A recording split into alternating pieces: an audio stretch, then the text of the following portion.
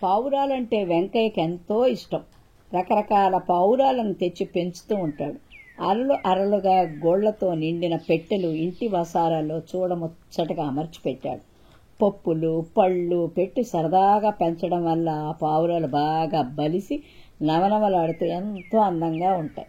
ఓనాడు గూళ్ళోని పావురాలన్నింటినీ విడిచిపెట్టి వెంకయ్య వాటికేసి సరదాగా చూస్తూ అరుగు మీద కూర్చున్నాడు. వయ్యారంగా అడుగులు వేస్తూ ఆ పావురాలు అటు ఇటు తిరుగుతూ ఉంటే హంసల్లా ఉన్నాయని అనుకుంటూ వెంకయ్య మురిసిపోతున్నాడు. అంతలో ఆ పావురాలు నేల మీద ఉన్న చిన్న చిన్న రాళ్లను పెసళ్లను వెతుక్కుంటూ వాటిని మింగుతున్నాయి. అది చూసిన వెంకయ్యకు ఆశ్చర్యం కలిగింది, అసహ్యం కూడా వేసింది. మంచి మంచి పప్పులు పళ్ళు పెడుతుంటే ఇవి రాళ్లు మింగుతున్నాయేమిటి? కోపం కూడా వచ్చింది. వెంటనే మట్టి తినే ఈ పావులను పెంచడం నాదే తప్పు అనుకుంటూ చేతిలో ఉన్న కర్రను వాటి మీద బలంగా విసిరాడు. కర్ర దెబ్బ తప్పించుకుని పావురాలన్నీ ఎగిరిపోయాయి. కానీ పావురాలతో పాటు రాతి పిసళ్లను మింగుతున్న ఓ పిచ్చుకకు బలంగా దెబ్బ తగలడం వల్ల పక్కగా ఒరిగి పడిపోయింది. అయ్యో అనుకుంటూ దగ్గరకు వచ్చిన ఓ పావురంతో అంది. ఆ పిచ్చుక బాధపడుతూ, మన బతుకు పద్ధతి ఇతడికి తెలియదు. అతడు పెట్టే పప్పులు పళ్ళు బలమైన ఆహారం తింటున్నాం, అవి జీర్ణం కావడానికి రాళ్లు తింటాం. ఇది మన తిండి పద్ధతి. ఆ విషయం తెలుసుకోక అతడు మనల్ని కొట్టి తరుముతున్నాడు. ఇటువంటి తెలివి తక్కువ వాడి వద్ద ఉండటం మనదే తప్పు, ప్రమాదం కూడాను. పద పోదాం అంటూ పావురం సాయంతో పిచ్చుక ఎగిరిపోయింది. పావురాలన్నీ తలో దిక్కుకు ఎగిరిపోయాయి. నిశ్చేష్టుడైన వెంకయ్య అలాగనే కూర్చుండిపోయాడు, ఆకాశంలోకి ఎగిరిపోతున్న పావురాల కేసు చూస్తూ. అది దట్టమైన పచ్చని అడవి. ఒక దుప్పి దాని పిల్ల దుప్పితో పాటు గడ్డి మేస్తూ అడవంతా తిరుగుతోంది. అడవిలో పరిసరాలు చాలా నిశ్శబ్దంగా ప్రశాంతంగా ఉన్నాయి. హఠాత్తుగా ఆ దుప్పులకు వేటకుక్కలు మొరుగుతున్న శబ్దం వినిపించింది. ఆ శబ్దం దూరం నుంచే వినిపిస్తున్నా తల్లి దుప్పిలో విపరీతమైన అలజడి ప్రారంభమైంది. వేటకుక్కలు ఎట్నుంచి వస్తున్నాయో, వాటి అరుపులు ఎక్కడి నుంచి వినిపిస్తున్నాయో అర్థం కాక అటూ ఇటూ చూస్తూ కలవరపడింది. తల్లిని చూసి విషయం అర్థం కాని దుప్పి పిల్ల, అమ్మా, వేట కుక్కలంటే పెద్దగా ఉన్నవి కదా, మరి వాటిని చూసి ఎందుకు భయపడుతున్నావు? నువ్వు వాటికంటే వేగంగా పరిగెత్తుతావు, నీకు కొమ్ములు కూడా ఉన్నాయి, వాటితో ఆ వేట కుక్కలను తరిమి కొట్టొచ్చు కదా అనంది. దుప్పి మాటలకు తల్లి అవును నిజమే అంటూ కుక్కల అరుపులు విన్న వెంటనే పారిపోవడం ప్రారంభించింది. తల్లి ప్రవర్తన అర్థం కాని దుప్పి పిల్ల కూడా తల్లి వెంటే పరిగెత్తింది. పిరికి దుప్పి. దేవపురంలో రామయ్య సీతయ్య అనే మిత్రులు ఉండేవారు. ఇద్దరూ కలిసి పని చేసుకుంటూ కుటుంబాలను పోషించుకునేవారు. కానీ కొన్ని రోజులకు వాళ్లకు ఎక్కడికి వెళ్ళినా పని మాత్రం దొరకలేదు. అలా పని వెతుక్కుంటూనే ఒకసారి పక్క గ్రామానికి వెళ్ళారిద్దరు. అక్కడ పని దొరక్కపోవడంతో నిరాశగా మళ్లీ ఇంటి బాట పట్టారు. నడుచుకుంటూ వస్తూ కాస్త విశ్రాంతి తీసుకుందామని దారిలో ఓ బండరాయి మీద కూర్చున్నారు. అక్కడ కూర్చున్న కాసేపటికి వాళ్లకు, మీరు చాలా అదృష్టవంతులు, నేను వరాలిచ్చే బండరాయిని, నా మీద కూర్చుని ఏ కోరిక కోరుకున్నా, మనసులో ఏమనుకున్నా అది జరుగుతుంది. కానీ ఇక్కడ కూర్చుని మీరు కోరుకున్న 3 కోరికలు మాత్రమే తీరుస్తాను, మీకు నచ్చింది కోరుకోండి అని మాటలు వినిపించాయి. ఆ మాటలు విని మిత్రులిద్దరూ చాలా ఆనందించారు. వెంటనే ఉదయం నుంచి తిండి తిప్పలు మానేసి నడుస్తూనే ఉన్నాం, తినడానికి కాస్త భోజనం కావాలి అన్నారు. వెంటనే భోజనం ప్రత్యక్షమైంది. ఇద్దరూ గబగబా తినేశారు. తర్వాత రామయ్య, ఎంత ప్రయత్నించినా నాకు పని దొరకడం లేదు, నాకు ప్రతిరోజు పని ఉండేలా చూడు, అలాగే నా 2 పిల్లలు బాగా చదువుకొని మంచి ఉద్యోగాల్లో స్థిరపడేలా చెయ్యి అన్నాడు. అలాగే, నీ కోరికలు తీరుతాయి అంది బండరాయి. సంతోషంగా పనిచేసుకోవడానికి వెళ్ళిపోయాడు రామయ్య. కానీ సీతయ్య మాత్రం, నాకు 100 సంచుల నిండుగా బంగారు నగలు కావాలి అని కోరుకున్నాడు. అతను కోరుకున్నట్లుగానే అన్నీ ప్రత్యక్షమయ్యాయి.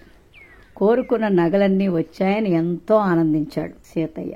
ఆ ఆనందంలో రాయి పెట్టిన షరతు మర్చిపోయి, నా దగ్గర ఇంత ధనం ఉంది, పొరపాటున దొంగలొచ్చి దోచుకుంటే ఎలా అనుకున్నాడు. అలా అనుకున్నాడో లేదో 3 దొంగలు వచ్చి ఆ ధనం మొత్తం దోచుకెళ్లారు. దాంతో ఉచితంగా వస్తున్నాయని ఇవన్నీ కోరుకోకుండా రామయ్యలాగా ఎప్పుడూ పని కావాలని అడగాల్సింది. అత్యాశకు పోయి వచ్చిన అవకాశాన్ని కూడా చేజార్చుకున్నాను అనుకుంటూ ఇంటికి బయలుదేరాడు సీతయ్య.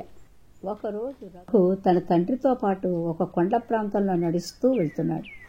రఘు అడిగే చిలిపి ప్రశ్నలకు అతని తండ్రి ఓపికగా నింపాదిగా సమాధానం చెప్తున్నాడు.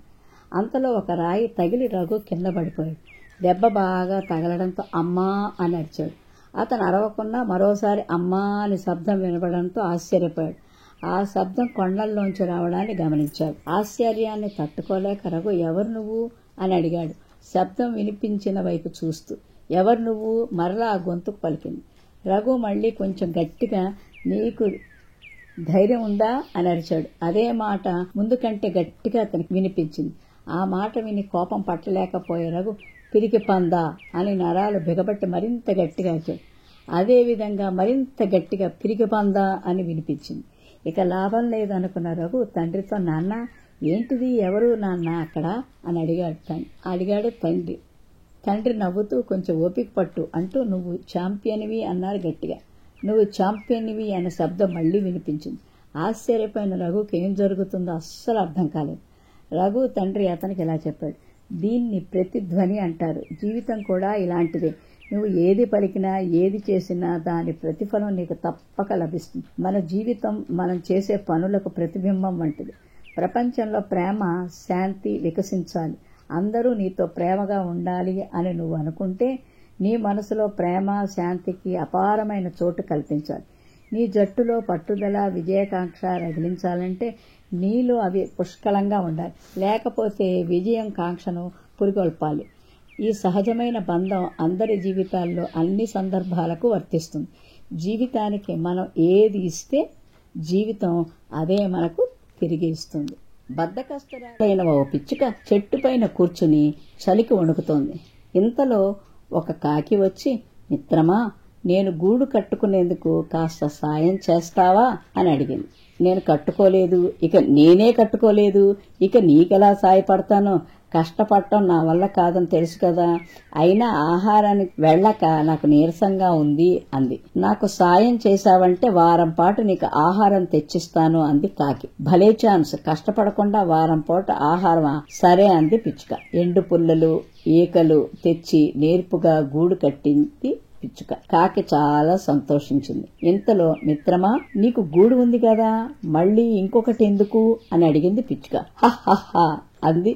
నీకోసమే అంది కాకి. చలికి వానకి ఎండకి నీ ఇబ్బందిని గమనిస్తున్నాను. నైపుణ్యం ఉన్నా బద్ధకంతో నువ్వే పని చేయడం లేదు. అందుకే నా కోసమని అబద్ధం చెప్పి గూడు కట్టించాను అంది కాకి. అబద్ధమైన కష్టంలో ఉండే ఆనందాన్ని తెలియచేసు. ఇక నుంచి నా బద్ధకాన్ని వదిలేస్తాను అంది పిచ్చుక. ఇచ్చిన మాట ప్రకారం వారం పాటు ఆహారం ఇస్తానని కాకి అన్న పిచ్చుక వద్దంది. అప్పటి నుంచి కష్టపడి ఆహారం సంపాదించుకునేది. అది చూచి కాకి సంతోషించింది. ఒక ఊళ్ళో ఆస్తిపరులైన అవ్వ ఉండేది. ఆవిడకు 10 ఏళ్ల మనవరాలు ఉండేది. మనవరాలిని వల్లమాలిన అదుపులో ఉంచేది. ఎక్కడికి పోనిచ్చేది కాదు. ఇంటికొచ్చిన పిల్లలతో ఆడుకోనిచ్చేది కాదు. అందుకని మనవరాలు అవ్వ ఇంట్లో లేనప్పుడు గట్టిగా ఈ ముసలిది మొండ చచ్చినా బావుండు అనుకుంటూ ఉండేది. ఆ ఇంట్లో అవ్వ మనవరాలు చిలుక కూడా ఉంది. దాన్ని మనవరాలు పెంచుతూ ఉండేది. కొద్ది రోజుల్లో ఆ చిలుక కూడా మనవరాలు మాటికి అనుకునే మాటలు నేర్చుకుంది. ముసలమ్మ స్నేహితురాళ్ళు ఎవరైనా ఆమె దగ్గరికి వచ్చి మాట్లాడుతున్నప్పుడు ఈ ముసలముండ చచ్చినా బావుండు అనేది. ఈ మాట మొదటిసారి విన్నప్పుడు అవ్వ నిర్ఘాంతపోయింది. దానికి అటువంటి మాటలు ఎట్లా పట్టుబడింది అవ్వకు తెలియలేదు. మనవరాల మీద అవ్వకు అనుమానం పోలేదు. ఎందుకంటే తన ఎదుట మనవరాలు ఎంతో అమాయకురాల్లా కనిపించేది. అస్తమానం చిలుక ఈ ముసలముండ చచ్చినా బావుండు అంటే దాని చేత ఈ దుర్భాషలు మానిపించడం ఎట్లాగో అవ్వకు తెలియలేదు. అందుకని పొరుగున ఉన్న ఒక సద్బ్రాహ్మణుడి ఇంటికి పోయి, శాస్త్రులు గారు మా ఇంట్లో చిలుక దిక్కుమాలిన మాటలన్నీ నేర్చుకుంటోంది, దానికి దురలవాట్లు పోగొట్టి 4 మంచి మాటలు నేర్పండి అని అడిగింది. దానికి శాస్త్రులు గారు దీర్ఘంగా ఆలోచించి, ఇలా అనండి, దాందేముంది, ఒక పని చేద్దాం. మా ఇంట్లో ఒక చిలక ఉంది, అది అన్ని మంచి మాటలే మాట్లాడుతుంది. 4 రోజులు మీ చిలక్కి మా చిలకతో పొత్తు కలిపితే మీ చిలక మా చిలక దగ్గర నుంచి ఆ 4 మంచి మాటలు నేర్చుకోవచ్చు అంది. బాబు మీ చిలక 4 రోజులు అరువిత్తురు అంది అవ్వ. దానికే భాగ్యం అన్నాడు శాస్త్రులు గారు. అవ్వ శాస్త్రులు గారి చిలకను తెచ్చి తన మనమరాలు గదిలో ఉన్న పంజరంలో చిలకతో పాటు ఉంచేసి ఒక నిట్టూర్పు విడిచింది. ఇంతలోనే ఇంటి చిలక, ఈ ముసలముండ చచ్చినా బాగుండును అన్నది ముక్కు గీసుకుంటూ. వెంటనే శాస్త్రులు గారి చిలక ఇంటి కప్పు చేసి తదాస్తు, నీ అభీష్టం సిద్ధించుగాక అన్నది. అవ్వ ఇది విని మండిపోయింది. పంజరం తెరిచి 2 చిలకలను వదిలిపెట్టేసింది. పోయి చావండి అని తిట్టింది. కథ సమాప్తం. మగధ రాజ్యానికి రాజు వీరసేనుడు. ఆయనకు రకరకాల కూజాలను సేకరించే అలవాటు ఉంది. దేశం నలుమూలల నుంచి వింతైన కూజాలను తెప్పించి ఓ పెద్ద భవనంలో భద్రపరిచేవాడు. వాటిని రోజు శుభ్రపరచడంతో పాటు కాపలా కోసం ఓ మనిషిని పెట్టాడు. రాజ్యంలో నీటి ఎద్దడి ఉందని మంత్రి చెప్పినా, బంతిపొట్లు శత్రు సైన్యాల బెడద ఎక్కువైందని సేనాని నెత్తి నోరు బాదుకున్నా రాజు అవేవి చెవికెక్కించుకునేవాడు కాదు. పరిపాలన మొత్తం గాలికి వదిలేసి నిత్యం కూజాల గురించి ఆలోచించేవాడు. వాటిపైన చిన్న గీత పడినా పనివాళ్లకు కఠిన శిక్ష విధించేవాడు. అలా చాలామంది పనివాళ్లు మారారు. ఒకసారి రాము అనే వ్యక్తి కూజాల కాపలాదారుగా చేరాడు. ఓ రోజు అతడు వాటిని శుభ్రం చేస్తూ ఉండగా కూజా ఒకటి కింద పడింది. అప్పుడే అటుగా వచ్చిన రాజు అది చూసి మండిపడి రామును కొరడాతో 100 దెబ్బలు కొట్టించాడు. దాంతో అక్కడ పనిలో చేరాలంటేనే జనం వణికేవారు. కొన్ని రోజులకు విజయుడు అక్కడ పనికి కుదిరాడు. ఒకరోజు అతడు, మహారాజా, మీ అభిరుచి చాలా బాగుంది. దీని గురించి ప్రజలు ఏమనుకుంటున్నారో మీరు ప్రత్యక్షంగా వింటే ఇంకా బాగుంటుంది కదా. ఈరోజు సాయంత్రం మారువేషాల్లో వెళ్లి ఆ విషయం తెలుసుకుందాం అన్నాడు. దానికి సరేనన్నాడు రాజు. సూర్యాస్తమయం కాగానే ఇద్దరూ కలిసి మారువేషాల్లో రాజ్య పర్యటనకు బయలుదేరారు. ఒక ఊరిలోని రచ్చబండ వద్ద కూర్చున్న వాళ్లతో, అయ్యా, మన మహారాజు సేకరించే కూజాల గురించి మీ అభిప్రాయం ఏమిటి అని అడిగారు. ఆ విషయం గురించి మాట్లాడకు, అవి కూజాలు కాదు, జనాల ప్రాణాలతో ఆడుకునే సైతాన్లు. రాజుగారు వాటి మీద చూపే శ్రద్ధను పరిపాలన మీద పెడితే రాజ్యం బాగుపడుతుంది అంటూ ఒక్కొక్కరు ఒక్కొక్కలా మాట్లాడారు. ఆ మాటలు వినగానే రాజు ముఖం కళతప్పింది. మెల్లగా అక్కడి నుంచి ముందుకు నడిచారు. అలా వెళ్తుండగా రోడ్డు పక్కన పొలాలన్నీ బీళ్లు కనిపించాయి. వాటి గురించి రాజు ప్రశ్నించగా, ప్రభూ, చెరువులు కుంటలన్నీ పూడికతో నిండిపోయాయి. వర్షం పడినా చుక్క నీరు నిల్వ ఉండని పరిస్థితి. దాంతో పొలాలన్నీ ఇలా బీళ్లుగా మారాయి. తాగునీటికి కటకటే. ప్రజల పేదరికంతో ఆకలి బాధలతో అలమటిస్తున్నారు అంటూ జవాబిచ్చాడు విజయుడు. మన రాజ్యంలో ప్రజలు ఇన్ని బాధలు పడుతున్నారా అని రాజు అడగ్గా, అవును ప్రభు, నేను రాము స్నేహితుణ్ణి. ఆపద అని తెలిసినా పనిలో చేరాను. మారువేషంలో మిమ్మల్ని ప్రజల వద్దకు తీసుకొచ్చాను. వాస్తవ పరిస్థితి మీకు అర్థం కావాలని ఇదంతా చేశాను అని బదులిచ్చాడు విజయుడు. దాంతో తన తప్పు తెలుసుకున్న మహారాజు అప్పట్నుంచి పాలన మీద దృష్టి సారించారు. చిన్న పొరపాట్లకు పనివాళ్లను శిక్షించడం మాని అభిమానంగా చూడసాగారు. ఒక చెరువు ఒడ్డున ఒక చింత చెట్టు ఉండేది. ఆ చెట్టు పైన కోతమ్మ, కోకిలమ్మ ఉండేవి. చెరువులో బాతు, తాబేలు, మొసలి, చేప ఉండేవి. ఉదయాన్నే కోకిలమ్మ కమ్మగా పాటలు పాడేది. కోతమ్మ అడవిలో జీవులకు వైద్యం చేసేది. కోకిల పాటను అడవి జీవులు పట్టించుకునేవి కావు. పైగా నల్లగా ఉందని దానికి విలువనిచ్చేవి కావు. ఒకసారి చెరువులోని నీరు కలుషితమైంది. దాంతో చెరువులోని జీవులన్నీ జబ్బుపడ్డాయి. కోతమ్మ ఆకుపసర మందును బాతు, తాబేలు, మొసలి, చేపలకు తినిపించింది. చెరువులో జీవులు జబ్బుపడటం గమనించి అది తెలుసుకున్న మృగరాజు సింహం మరుసటి రోజు ఉదయాన్నే తన పరివారంతో ఆ చెరువు దగ్గరకు చేరింది. దగ్గరుండి చెరువును శుభ్రం చేయించింది. చింత చెట్టు మీద కోకిలమ్మ పాటకు సింహం ముచ్చటపడింది. పసరుమందు నూరుతున్న కోతమ్మను చూసి జలచరాలు ఆరోగ్యం వాకప్ చేసింది. మృగరాజు నేను బాతు, తాబేలు, మొసలి, చేపలకు ఒకే మందిచ్చినా ఒక్క బాతు ఆరోగ్యం మాత్రమే కుదరపడింది. మిగతా జీవులు ఇంకా అనారోగ్యంతోనే ఉన్నాయి అంది కోతమ్మ విచారంగా. పాటలు వినడం వల్ల మనసుకు ప్రశాంతత లభిస్తుంది, ఒత్తిడి తగ్గుతుంది, హృదయ స్పందన మెరుగుపడుతుంది, మనసు ఉల్లాసంగా ఉత్సాహంగా ఉండి వ్యాధుల నుండి త్వరగా కోలుకునేలా చేస్తుంది. నేను ఉదయం చెరువు దగ్గరకు వచ్చినప్పుడు కోకిలమ్మ పాటలను వింటూ పరవశించి తల ఆడిస్తున్న బాతును చూశాను అంది సింహం.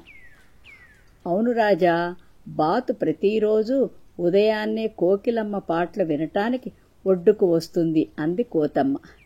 నల్లగా ఉన్న కమ్మని పాటల వైద్యం చేస్తున్న కోకిలమ్మ గొప్పతనం గుర్తించింది కోతమ్మ. పసరమందు వాడుతూ కోకిలమ్మ పాటలు విని తాబేలు, మొసలి, చేప కూడా తిరిగి ఆరోగ్యాన్ని పొందాయి.